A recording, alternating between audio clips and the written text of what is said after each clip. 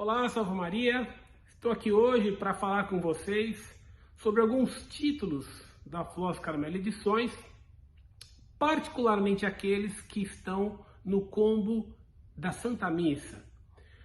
Você que acompanha aqui nosso trabalho já deve ter notado que nós costumamos compor alguns combos, alguns conjuntos de livros e vendê-los em promoção, quando comprados aí em conjuntos. E esses combos eles são idealizados para facilitar a escolha daqueles leitores que querem estudar ou se especializar em determinados temas. Os combos, então, eles são feitos seguindo o critério de assunto, de tema, também de autores. Nós temos o combo professor Orlando Fedeli, combo professor Marcelo Andrade, e eu escolhi falar hoje aqui para vocês sobre o combo da Santa Missa, ele é composto por 3 livros que vão contar a missa. Qual a importância deste tema? A missa hoje ela está no centro da crise da igreja. A igreja passa pela maior crise da sua história. E essa crise, onde ela é mais perceptível e onde ela mais chega até a vida das pessoas, é pela liturgia. É pela liturgia que as pessoas notam as mudanças que ocorreram. É pela liturgia que os erros modernistas chegam mais fácil e claramente às pessoas. É importante, então, se queremos entrar neste combate e cooperar para a vitória da igreja contra os erros modernistas, é fundamental que nós conheçamos a missa. Também porque nós só podemos amar aquilo que conhecemos. E se não conhecermos a missa, nós não amaremos a missa e nós não teremos disposição para defendê-la. A missa existe porque houve uma ordem de Cristo para os apóstolos fazer isto em minha memória. Cristo deixou muito específico o que os apóstolos tinham que fazer. Então, para você conhecer melhor a missa, o primeiro livro que faz parte desse combo é o livro A Missa, um estudo sobre a liturgia romana, do padre Adrian Fortes, que é um grande especialista do começo do século XX. Ele, portanto, escreveu esse livro muito antes da reforma litúrgica que ocorreu em 1969, como sequência do Vaticano II. Esse livro não, foi escrito no começo do século XX, claro, ali no contexto do movimento litúrgico.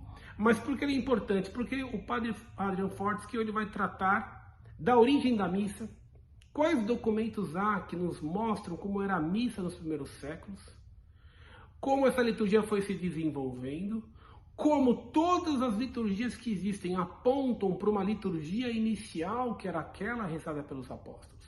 E como o desenvolvimento desta liturgia se deu basicamente em 4 linhas, que são os 4 ritos referenciais. 2 no Oriente, de Alexandria e de Antioquia, e 2 no Ocidente, que é o rito gálico e o rito romano. Vejam que curioso, o rito romano, que hoje é o rito de todo o Ocidente, era um rito rezado apenas na cidade de Roma. Na periferia de Roma já era rezado o rito gálico. E o rito romano depois, sem nenhum decreto papal, sem nenhuma imposição, mas só pela autoridade que ele tem, ele foi se impondo, ele foi crescendo e sendo adotado em todo o Ocidente.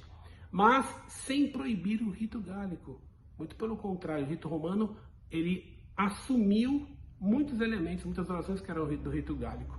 E na segunda parte do livro, o padre Fortes que vai explicar então os elementos da missa tridentina, as orações, os gestos que o padre faz, a origem dessas orações, toda a história da liturgia. É um livro muito interessante, é a primeira vez que ele é publicado em português, até então ele era inédito, que nós recomendamos muito para conhecer a missa. Conhecendo a missa, nós teremos condições de defendê-la, porque nós amaremos a missa, nós só podemos amar, repito, aquilo que conhecemos.